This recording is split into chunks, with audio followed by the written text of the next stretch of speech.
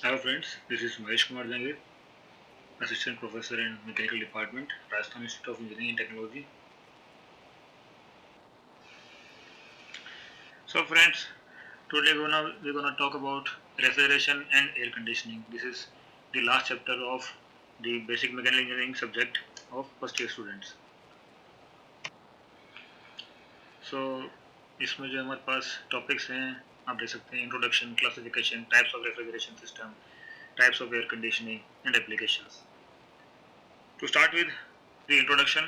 देखिए refrigeration air conditioning हम सभी बहुत फ्रेंडली हैं. हम हमारे आसपास जो है काफ़ी देखते हैं, रेफ्रिजरेटर देखते हैं, एयर कंडीशनर देखते हैं.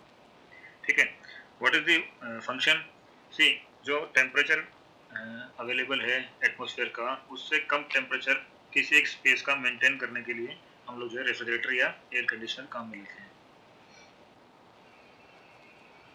अब जैसा कि ये दो अलग अलग नाम हैं, यानी कि रेफ्रिजरेशन एक अलग तरह का डिवाइस होता है, एयर कंडीशनर एक अलग तरह का डिवाइस होता है. तो दोनों में जाहिर सी बात है कुछ सिमिलरिटी होंगी और कुछ डिफरेंसेस ज़रूर होंगे. ठीक है.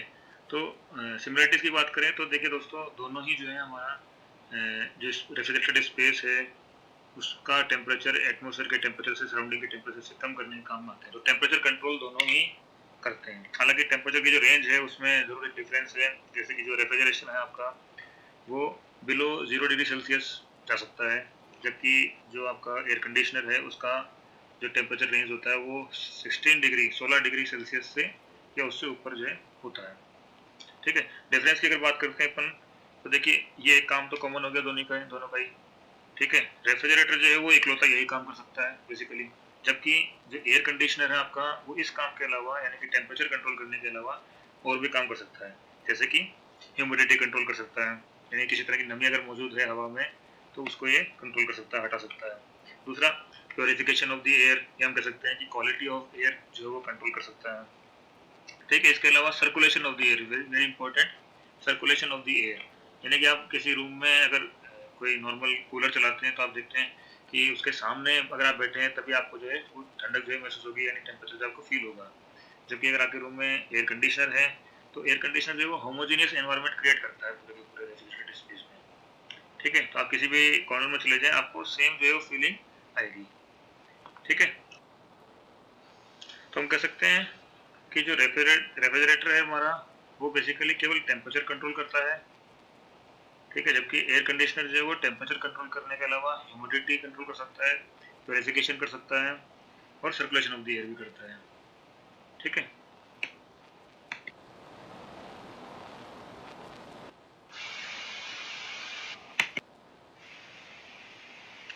तो फ्रेंड्स जैसा कि आप देख सकते हैं रेफ्रिजरेशन जो है उसको हम काफ़ी तरीके से डिफाइन कर सकते हैं बेसिकली. और जैसे कि मैंने आपको बताया कि टेम्परेचर कंट्रोल करना या एटमॉस्फेयर की जो टेम्परेचर है हमारा उससे कम टेम्परेचर किसी स्पेस का मेंटेन करना, ये जो बेसिक फंक्शन होता है. ठीक है. तो the science of providing and maintaining temperature below that of the surrounding atmosphere. ठीक है. इस तरह से डिफाइन कर सकते हैं आप. Process of removing heat from a substance under control condition, इस तरह से डिफाइन कर सकते हैं हम लोग. Process of reducing and maintaining temperature of a body below the general temperature of its surroundings. ठीक है. सेम चीज वो सेम बात को हम अलग तरीके से डिफाइन कर रहे हैं. Removing heat from a place where it is not wanted. ठीक है. ऐसी जगह से हीट को रिमूव करना जहाँ पे नहीं चाहिए. जैसे कि जो हमारा रूम है मान लीजिए, जहाँ पे जो रेफ्रिजरेटेड स्पेस है जहाँ हमने सब्जियां रखी हुई है वहाँ पे वो हीट नहीं चाहिए, वो ठंडा करना है. ठीक है. तो वहाँ से उस हीट को रिमूव करना and transferring that heat to a place where it makes a little और नो डिफरेंस. तो वहाँ से वो हीट निकाल के हम ऐसी जगह पे छोड़ेंगे यानी एटमॉस्फेयर में छोड़ेंगे जहाँ पे उस हीट के पहुँचने से कोई विशेष डिफरेंस जो है, कोई सिग्निफिकेंट डिफरेंस नहीं आएगा. ठीक है. क्योंकि हम जो है बेसिकली टेम्परेचर नहीं निकाल रहे हैं. ठीक है ना. हम लोग क्या निकाल रहे हैं? हीट निकाल रहे हैं. Heat is energy. तो जो हीट एनर्जी हम छोटे से स्पेस से निकालें तो काफ़ी कम अगर एनर्जी भी निकालते हैं तो भी अच्छा खासा टेम्परेचर में डिफरेंस आएगा. ठीक है. और वो सेम हीट एनर्जी अगर हम एटमॉस्फेयर में छोड़ते हैं तो एटमॉस्फेयर क्योंकि अपने आप में इतना बड़ा स्पेस है वहाँ पे उतनी उतनी कम हीट एनर्जी से टेम्परेचर में नेग्लिजिबल चेंज होगा, कोई चेंज नहीं होगा. ठीक है. ऑल्सो आप लोग समझिए कि जो आपका एयर कंडीशनर है वो टेम्परेचर कंट्रोल करने के अलावा बहुत सारे काम करता है, तो वो हम स्पेशली देखेंगे जब एयर कंडीशनर पढ़ेंगे. लेकिन जो टेम्परेचर कंट्रोल करने वाला काम है वो रेफ्रिजरेशन से सिमिलर तरह का उसमें फंक्शन होता है. ठीक है. यानी कि जो रेफ्रिजरेशन साइकिल्स है हमारे डिफरेंट टाइप्स की, उन्हीं में से कोई साइकिल जो है हम लोग एयर कंडीशनर भी काम में लेते हैं फॉर कंट्रोलिंग द टेम्परेचर। उसके अलावा जो काम है उसके लिए डिजायर्ड मॉडिफिकेशन उसमें किए जाते हैं। यानी कि हम कह सकते हैं कि जो आपका एयर कंडीशनर है उसमें बेसिकली किसी न किसी तरह की रेफ्रिजरेशन साइकिल ही होती है जो टेम्परेचर कंट्रोल करने का काम करती है। हाँ, उसके अलावा कुछ और उसमें मॉडिफिकेशंस किए जाते हैं ताकि वो कुछ और काम जो उसको दिए गए हैं वो भी वो परफॉर्म कर सके। ठीक है।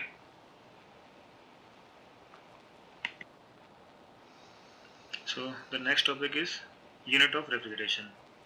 देखिए, इसके लिए आप समझिए कि आप एक सिचुएशन में अपने आप को डालिए कि मान लीजिए आप किसी दुकान में जाते हैं, आपने जो रेफ्रिजरेटर लेना है, शॉपकीपर ने आपको 2-3 तरह के रेफ्रिजरेटर दिखा दिए हैं। अब आपको उनमें से अपने लिए चूज़ करना है बेस्ट। तो आपके पास कुछ टूल्स होने चाहिए, कुछ पैरामीटर्स होने चाहिए जिनके बेसिस पे आप जो है ना कंपेरिजन कर सकें उन सभी रेफ्रिजरेटर्स का। ठीक है। तो जो फर्स्ट पैरामीटर है बेसिकली वो है आपका यूनिट ऑफ रेफ्रिजरेशन, यानी कि रेफ्रिजरेशन का इफेक्ट जो होता है, यानी कि कूलिंग करने का इफेक्ट, उसको मेजर करने के लिए एक पैरामीटर यूनिट ऑफ रेफ्रिजरेशन ये होता है आपका टन रेफ्रिजरेशन। ठीक है। कितना रेफ्रिजरेशन इफेक्ट प्रोड्यूस करता है कोई डिवाइस, कोई रेफ्रिजरेटर, उसको मेजर कैसे किया जाता है with the help of ton refrigeration. कितना ton refrigeration, this is not ton only, आपको टन रेफ्रिजरेशन पूरा बोलना पड़ेगा, शॉर्ट बोला जाता है टीआर। तो किसी रेफ्रिजरेटर का टीआर यानी टन रेफ्रिजरेशन वैल्यू ज़्यादा है, इसका मतलब क्या होगा, ज़्यादा पावरफुल कूलिंग वो कर पाएगा, ज़्यादा रेफ्रिजरेशन इफेक्ट प्रोड्यूस कर पाएगा वो। ठीक है। So it is very important to know what is ton refrigeration. देखिए, रेफ्रिजरेशन इफेक्ट जो है अगर हम बात करें तो किसी भी डिवाइस का रेफ्रिजरेशन इफेक्ट जो है उसको मेजर करने या उसके क्या क्या इफेक्ट्स हो सकते हैं। देखिए, पहली बात तो ये होती है कि जो रेफ्रिजरेटर है वो कितने मास को टारगेट कर रहा है, कितने स्पेस को टारगेट कर रहा है। ठीक है। बहुत छोटा सा रूम उसको रेफ्रिजरेट करना है, या बहुत ज़्यादा स्पेस है, बहुत ज़्यादा मास है, उसको रेफ्रिजरेट करना है। ठीक है। पहला इंपॉर्टेंट फैक्टर ये है। दूसरा फैक्टर ये है कि कितना टेम्परेचर या कितनी हीट निकालनी है उस सिस्टम में से। ठीक है। टेम्परेचर कह सकते हैं अपन, या सेम टेम्परेचर है, मान लीजिए जैसे वाटर जो है वो आपका आइस में चेंज हो रहा है 0 डिग्री से 0 डिग्री पे, तो वहाँ जानते हैं हम लोग लेटेंट हीट जो है वो निकालनी होती है। ठीक है। तो हीट कह दीजिए आप, या आप कह सकते हैं कि टेम्परेचर कितना निकालना है, ये दूसरा इंपॉर्टेंट क्राइटेरिया है। तीसरा जो क्राइटेरिया है वो है टाइम, कितना किस रेट से ये हीट जो है निकाली जा सकती है। ठीक है। तो ये तीनों ही फैक्टर्स को कंसिडर करके हमने एक जो यूनिट तैयार की है जो कि तीनों पैरामीटर्स को साइमल्टेनियसली कवर करता है। ठीक है। That is your ton refrigeration. तो टन रेफ्रिजरेशन जो ये बेसिकली है क्या, ठीक है, refrigeration effect produced at the rate at which heat is to be removed from 1 ton, that means 1000 kilogram of water at 0 degree to freeze it into ice at 0 degree Celsius. That means 0 degree की पानी से 0 degree की बर्फ बनानी है हमें। ठीक है। तो टेम्परेचर वेरी नहीं किया, इसका मतलब क्या होगा, लेटेंट हीट जो है हमें निकालनी पड़ेगी इसमें से। ठीक है। लेटेंट ऑफ फ्रीजिंग जो है वो इसमें से सिस्टम से निकालनी पड़ेगी। ठीक है। इन 1 डे, यानी कि 24 आवर्स। तो तीनों चीजें से कवर हुई है, कितने मास को करना है हमें, ठीक है, कितना हीट निकालनी है और किस रेट से निकालनी है। तो ये जो इफेक्ट आएगा, this is equivalent to 1 ton refrigeration. ठीक है। अब लेटेंट हीट ऑफ आइस आप जानते हैं 335 kg किलो जूल पर केजी होता है। ठीक है। तो ये वैल्यू सारी सबमिट पुट करके हमने जो है वैल्यू निकाली। 1 टन रेफ्रिजरेशन जो क्या होगा 232.6 किलो जूल पर मिनट।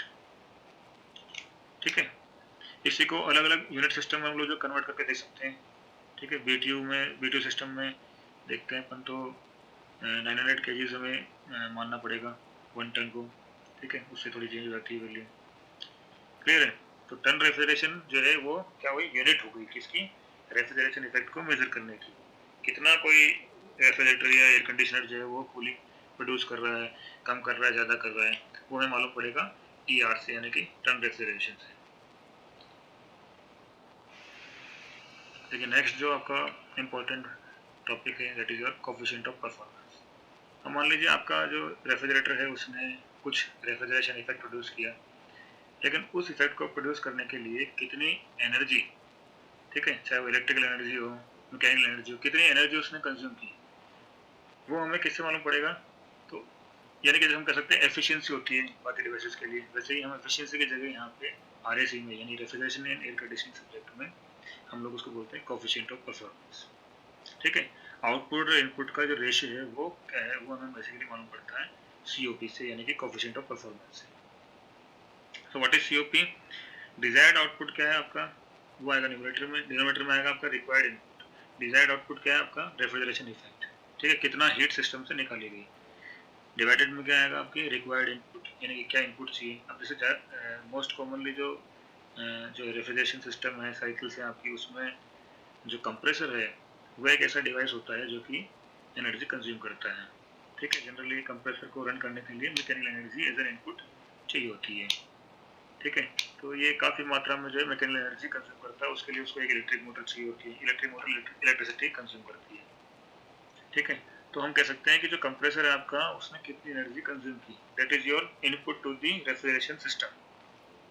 ठीक है, और आउटपुट क्या मिल रहा है हमें, कुछ डिजायर्ड इफेक्ट, यानी कि कुछ कूलिंग इफेक्ट मिल रहा है, या कुछ हीट जो है हमारी वो हीट एनर्जी रेफ्रिजरेटेड स्पेस से निकाल दी गई है। ठीक है, तो desired output upon required input, this ratio is known as coefficient of performance. ठीक है, तो आप कंपेयर करने के लिए देख सकते हैं, जैसे आप कहीं मार्केट में जाएंगे तो आप क्या देखेंगे, कोई भी रेफ्रिजरेटर लेंगे तो उसमें पहली चीज़ आप देखेंगे कि रेफ्रिजरेशन इफेक्ट जो है वो ज़्यादा प्रोड्यूस हो। ठीक है, तो आपकी जो TR वैल्यू है वो आप चाहेंगे कि ज़्यादा हो, ज़्यादा स्पेस को कवर करेगा। ठीक है, ज़्यादा उसमें वॉल्यूम होगा, अंदर ज़्यादा लीटर कैपेसिटी होगी। ठीक है, और सेकेंड पॉइंट, जो कोफिशिएंट ऑफ परफॉर्मेंस है, COP है उस सिस्टम का, ठीक है, जिस भी कंपनी का वो प्रोडक्ट है, तो COP जो है वो कम से कम होना चाहिए, मिनिमम होना चाहिए। क्योंकि सेम कूलिंग इफेक्ट के लिए जिसका COP कम होगा, हम कह सकते हैं कि वो आपका इनपुट जो है वो कम लेगा। ठीक है, यानी कि low consumption of energy, electric energy करते हुए वो सेम डिजायर्ड इफेक्ट जो है प्रोड्यूस कर सकता है, जिसकी COP कम होगी। ठीक है, तो हम क्या चाहेंगे, TR वैल्यू हो ज़्यादा और COP यानी कोफिशिएंट ऑफ परफॉर्मेंस हो मिनिमम से मिनिमम। ठीक है,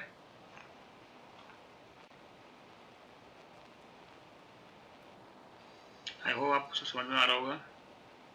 नहीं समझ में आ रहा तो वीडियो है, आप बार बार रिपीट कर सकते हैं, कोई इशू नहीं है, बार बार सुने, बार बार समझें। ठीक है, चलिए आगे बढ़ते हैं। So next we have the refrigeration cycles. Now we have different types of refrigeration cycles.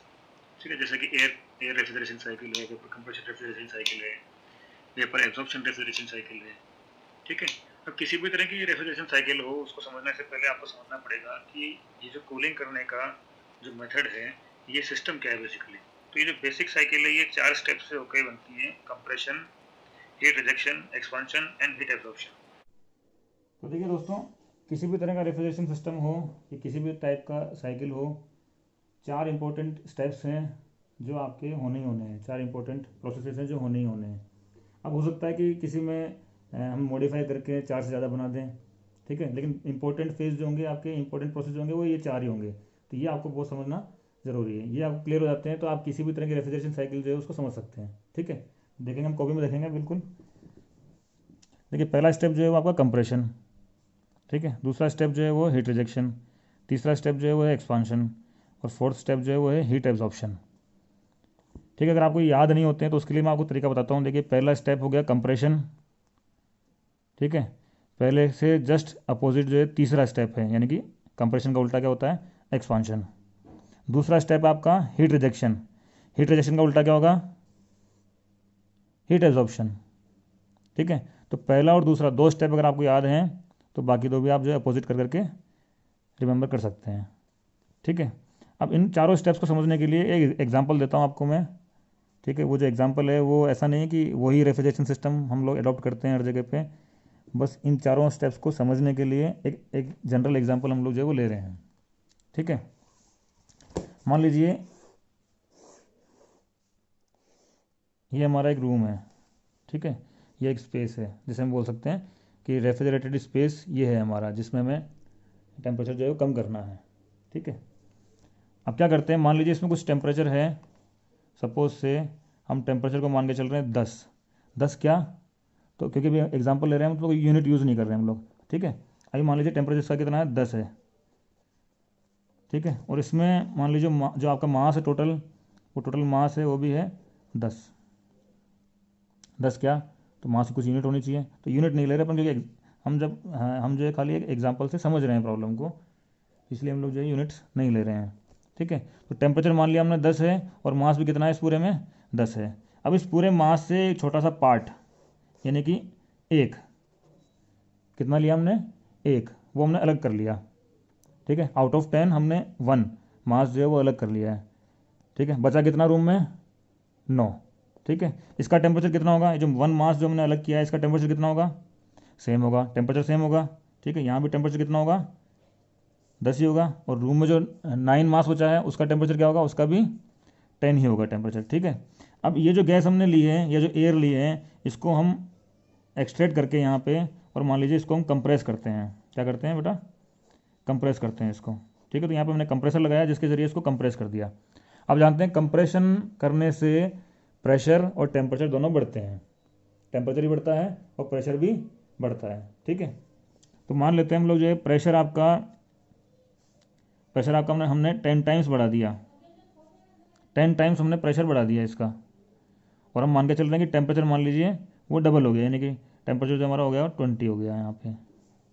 ठीक है, और प्रेशर हमने बढ़ाया 10 टाइम्स, देख सकते हैं हम यहाँ पे प्रेशर किया हमने 10 टाइम्स, तो उसकी वजह से क्या हुआ, टेम्परेचर 20। ये सब अजम्पशंस हैं अभी। ठीक है, क्योंकि एग्जाम्पल समझना है, बेसिक प्रिंसिपल जो है वो क्या है वो समझना है, इसके लिए हम क्या कर रहे हैं, एग्जाम्पल ले रहे हैं खाली। ठीक है, इतना होने के बाद, ठीक है फ्रेंड्स, तो प्रेशर हमने बढ़ा दिया 10 टाइम्स और टेम्परेचर बढ़ा दिया, तो टेम्परेचर बढ़ गया हमारा 20 हो गया टेम्परेचर। ठीक है, अब क्या करेंगे हम कि इसी रूम की और जो गैस है, क्योंकि मान लो ये जो कंप्रेस की हुई गैस है हमारी, इसको ट्यूब्स में हमने फ्लो करवाया इस तरह से। ठीक है, ट्यूब्स लाइक स्ट्रक्चर बना दिया मैंने यहाँ पे, और इन ट्यूब्स में ये 10 टाइम्स प्रेशर वाली गैस जिसका टेम्परेचर 20 हो चुका है वो फ्लो करेगी, दिख रहा है आपको। ठीक है, और इसके आसपास से जो हमारे रूम में जो मास बचा था 9, उसी में से हवा लेके उसी को हम इसके बाहर, ध्यान रखिएगा इससे डायरेक्ट कॉन्टैक्ट नहीं होना चाहिए, डायरेक्ट फिजिकल कॉन्टैक्ट नहीं होना चाहिए, खाली हीट एक्सचेंज हमें करवानी है, इसीलिए वो जो गैस है वो इसके आसपास से होकर सर्कुलेट होकर वापस रूम में ही पहुंच जाएगी। अब जानते हैं ट्यूब्स जो है मेटेलिक ट्यूब्स हैं, इसके अंदर टेम्परेचर जो है वो चल रहा है 20, और बाहर जो ट्यूब्स के बाहर जो गैस है वो रूम से आई है, उसमें टेम्परेचर कितना चल रहा है, 10। तो टेम्परेचर डिफरेंस है, तो क्या होगा, हीट एक्सचेंज होगा। ठीक है ना, जो 20 टेम्परेचर पर जो गैसेज हैं ये अपनी जो हीट एनर्जी है वो किसको दे देगी, बाहर वाली गैसेस को। ठीक है, इनका टेम्परेचर कम हो जाएगा और जो बाहर वाली गैसेस उनका टेम्परेचर बढ़ जाएगा। ध्यान रखने वाली बात यह है कि प्रेशर अभी 10 टाइम्स ही अंदर, हालांकि उसमें भी लॉस होगा लेकिन वो इतना नहीं होगा।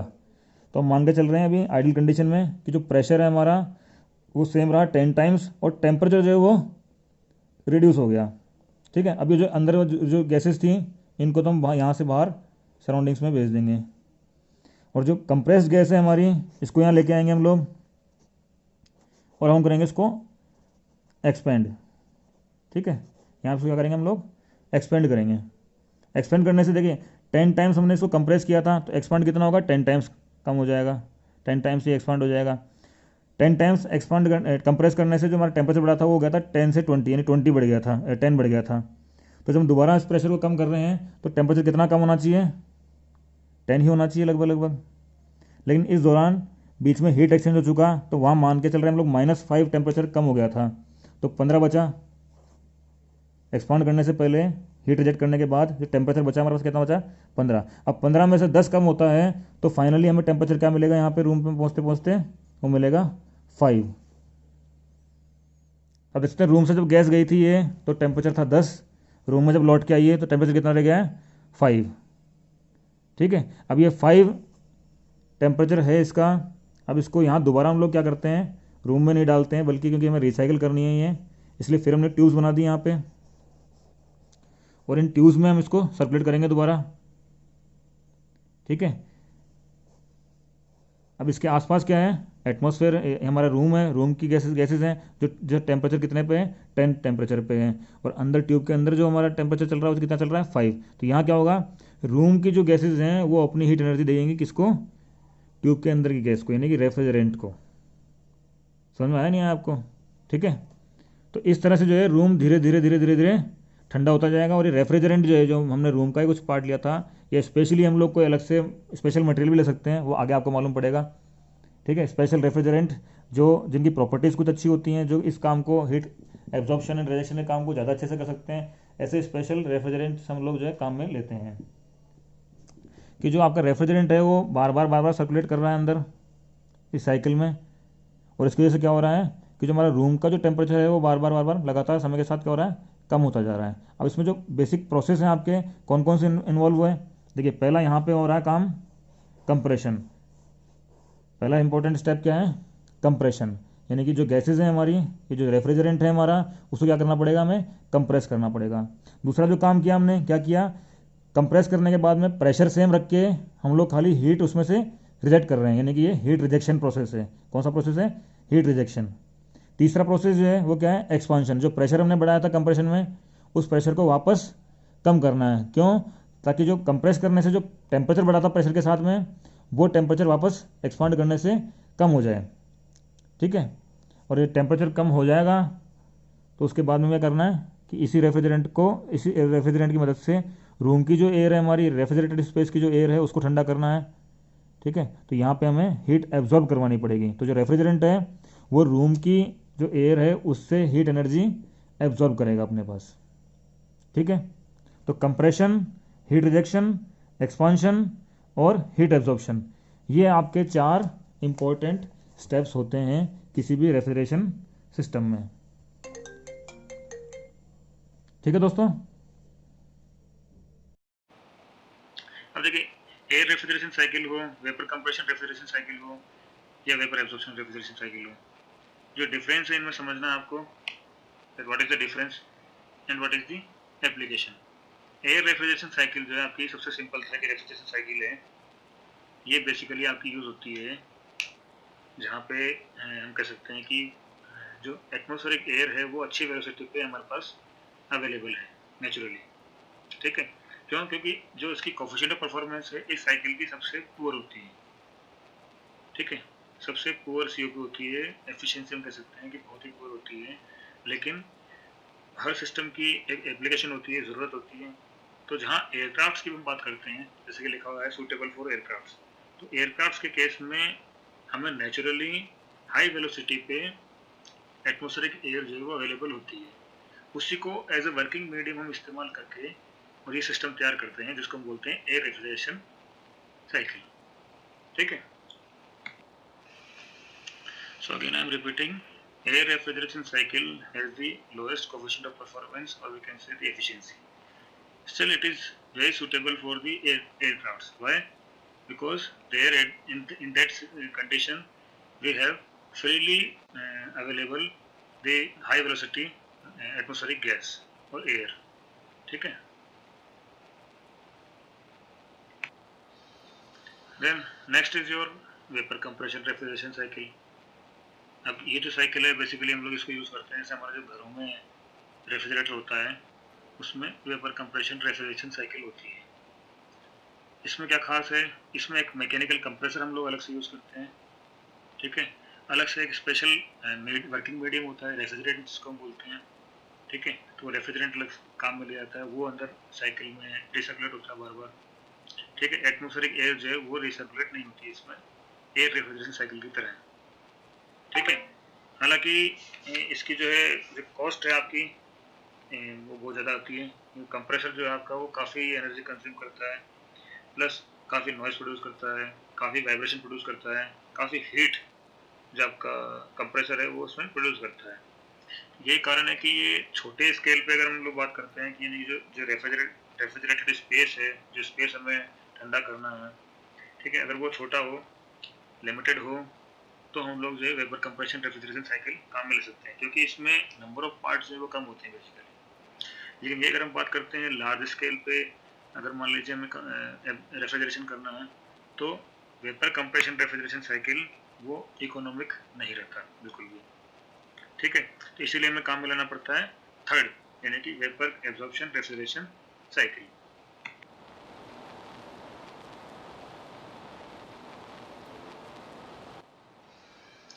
तो वेपर कंप्रेशन रेफ्रिजरेशन साइकिल हम काम में लेते हैं छोटे स्केल के लिए, यानी डोमेस्टिक पर्पस के लिए।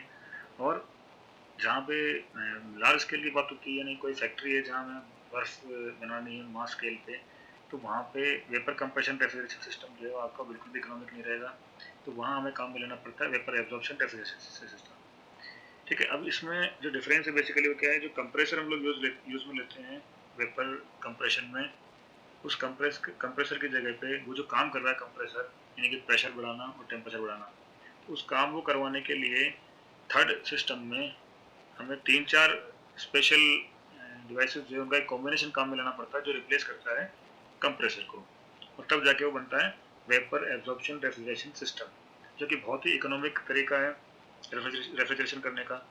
तो लार्ज स्केल पे अगर हम बात करें तो कौन सा एप्लीकेबल है, वेपर एब्जॉर्प्शन। ठीक है, तो तीनों के बारे में मालूम पड़ गया आपको। एयर रेफ्रिजरेशन काम में लेते हैं जहाँ पे अपने को फ्रीली हाई वेलोसिटी पे एटमॉस्फेरिक एयर अवेलेबल है, यानी कि जैसे कि एयरक्राफ्ट की केस में। ठीक है, दूसरा वेपर कंप्रेशन काम में लेते हैं अपन स्मॉल स्केल पे, जब हमें रेफ्रिजरेशन इफेक्ट अच्छा प्रोड्यूस करना हो तो एयर रेफ्रिजरेशन काम में नहीं लिया सकता। ठीक है, तो वेपर कंप्रेशन लिया जाएगा। ठीक है, और लार्ज स्केल पे इकोनॉमिकली हमें रेफ्रिजरेशन इफेक्ट प्रोड्यूस करना हो तो हम काम में लेंगे वेपर एब्जॉर्प्शन रेफ्रिजरेशन सिस्टम। ठीक है, तो कुछ फैक्ट्स दिए हुए हैं एयर रेफ्रिजरेशन साइकिल के बारे में, ठीक है, इसको शुरू कर रहे हैं। तो एयर जो है वो रेफ्रिजरेंट की तरह यूज़ की जाती है, फेस चेंज रेफ्रिजरेंट का नहीं होता है साइकिल में, कोफिशिएंट ऑफ परफॉर्मेंस जो बहुत लो होता है, weight is low, volume is low, and it is suitable for aircraft. So these are the facts about air refrigeration cycle. ठीक है, देखिए जो लेआउट, जो इसकी अगर एप्लीकेशन की बात करते हैं, एयर रेफ्रिजरेशन साइकिल जो है उसकी जो एप्लीकेशन की हम बात करते हैं, तो आप देखिए इसके लिए बेल कोलमैन और रिवर्स ब्रेटन साइकिल जो है इसकी एप्लीकेशन साइकिल होती है। ठीक है, तो कुछ इस तरह का लेआउट जो है, अरेंजमेंट जो है आपका मिलेगा आपको एयरक्राफ्ट में, जहाँ पे एयर रेफ्रिजरेशन साइकिल आपकी यूज की जाती है। ठीक है, इसमें आप देखेंगे मार्क किया गया है, आप देख सकते हैं, अगर जो एयरपोरेटर है उसके ऊपर मार्क किया गया है 1। ठीक है, वहाँ से एरोज दिए हुए हैं, एरो से आप चलेंगे आगे तो आगे दिया हुआ है कंप्रेसर, कंप्रेसर के बाद में सेकंड मार्क पॉइंट है अपना, उसके बाद में आपका जो है हीट रिजेक्टर है, हीट एक्सचेंजर है एक। ठीक है, उसके बाद में थर्ड मार्क है, फिर आपका एक्सपेंडर है, फिर फोर्थ पे आ जाते हैं अपन, और फोर्थ से वापस एयरपोर्टर के थ्रू होके वापस 1 पे आ जाते हैं। ठीक है, तो इसमें 1 से 2 आपका क्या है, कंप्रेसर है। ठीक है, देख सकते हैं 1 से 2 क्या है आपका, 1 और 2 के बीच में क्या है, कंप्रेसर। ये आपका ये फर्स्ट पार्ट है, फर्स्ट प्रोसेस जो आपको यहाँ शुरू होगा। ठीक है, कंप्रेसर क्या करेगा, गैसेस को कंप्रेस कर देगा, प्रेशर बढ़ जाएगा, टेम्परेचर भी बढ़ जाएगा। ठीक है, उसके बाद सेकंड से थर्ड के बीच में आपको मिलेगा वहाँ पे एक है हीट रिजेक्शन के लिए अरेंजमेंट। ठीक है, यहाँ क्या होगा, जो बाहर की जो गैसेस हैं जो कि नॉर्मल टेम्परेचर पे है, उनकी मदद से, ठीक है ना, आपको कूलिंग इन एंड आउट। ठीक है, तो उसकी मदद से हम लोग क्या है, हीट रिजेक्ट करवा देंगे। जो कंप्रेस्ड गैस है हमारी, जो रेफ्रिजरेंट है, कंप्रेस्ड रेफ्रिजरेंट, वो अपनी एक्स्ट्रा हीट जो है वो एटमोस्फेरिक गैसेस को दे देगा यहाँ पे। ठीक है, तो प्रेशर वही रहा लगभग और उसका जो है टेम्परेचर कम हो गया। ठीक है, 3 से 4 पे आएंगे हम लोग, तो यहाँ पे आपका क्या है, एक्सपांडर।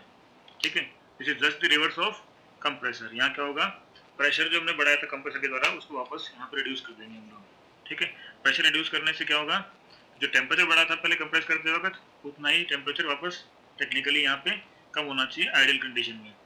ठीक है, तो प्रेशर के साथ साथ में क्या होगा, टेम्परेचर भी कम होगा, और क्योंकि इससे जस्ट पहले केवल हीट रिजेक्ट करवाई थी हमने, इसलिए यहाँ जो टेम्परेचर मिलेगा वो काफ़ी कम मिलेगा हमें। ठीक है, और इतना कम मिलेगा कि हो सकता है कि वो जो आपका रेफ्रिजरेंट है वो फेस चेंज कर ले, हालांकि एयर रेफ्रिजरेशन साइकिल में फेस चेंज होती नहीं है। ठीक है ना, तो जो नेक्स्ट अपना जो 4 to 1 आपका जो डिवाइस है, दैट इज योर इवेपोरेटर। तो इवेपोरेटर इसलिए इसीलिए नाम दिया गया है इसको, क्योंकि अगर आपका मान लीजिए रेफ्रिजरेंट जो है वो आपका उसको ओवर हीट दी जाए तो वो लिक्विड से एवेपोरेट होके गैस में चेंज हो सके। ठीक है, हालांकि यहाँ पे एयर रेफ्रिजरेशन में आप जानते हैं कि यहाँ फेस चेंज नहीं होती है। ठीक है, फिर भी नाम उसका उस डिवाइस का इसी तरह से दिया गया है। ठीक है, 4 से 1 क्या हो गया आपका, एवेपोरेटर, जहाँ पे इस जो रेफ्रिजरेंट है इसको बाहर से एक्स्ट्रा हीट मिलेगी। ठीक है, तो इस तरह से जो है साइकिल पूरी आपकी कंप्लीट होती है। 1 से 2 कंप्रेसर, 2 से 3 आपका हीट रिजेक्शन। ठीक है, थ्रू दी कंडेंसर, इसको हम कंडेंसर ही बोल सकते हैं 2 से 3। ठीक है। 3 से 4 आपकी बात करते हैं अपन एक्सपेंडर, और 4 से 1 आप बात करेंगे तो ये है आपका एवापोरेटर। ठीक है। साइड में आप देख सकते हैं कि पीवीटीएस डायग्राम बनाया हमने जो रिवर्स ब्रेटन साइकिल पे वर्क करता है। ठीक है। 1 से 2, 2 से 3, 3 से 4, 4 से 1 किस तरह से pressure, volume, temperature and entropy जो आपकी चेंज हो रही है उसको प्लॉट करते हैं, तो इस तरह से ग्राफ्स मिलते हैं हमें। ठीक है। तो आप देख सकते हैं नीचे 1 से 2, 2 से 3, 3 से 4, 4 से 1 जो प्रोसेसेस हो रहे हैं वो आपके डिस्क्राइब किए हुए हैं। ठीक है, इनको आप देखेंगे। इसके अलावा जो कोफिशिएंट ऑफ परफॉर्मेंस है वो इस पर्टिकुलर एयर रेफ्रिजरेशन साइकिल के लिए उसका डेरिवेशन किया हुआ है नीचे सॉल्व, तो इसको आप देखेंगे। ठीक है।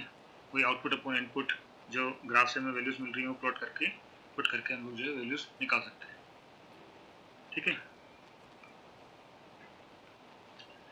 अब एक इम्पोर्टेंट क्वेश्चन जो बनता है कि इस पूरे साइकिल में हमारा जो रेफ्रिजरेटेड स्पेस है यानी जो स्पेस हम ठंडा कर रहे हैं वो कहाँ है।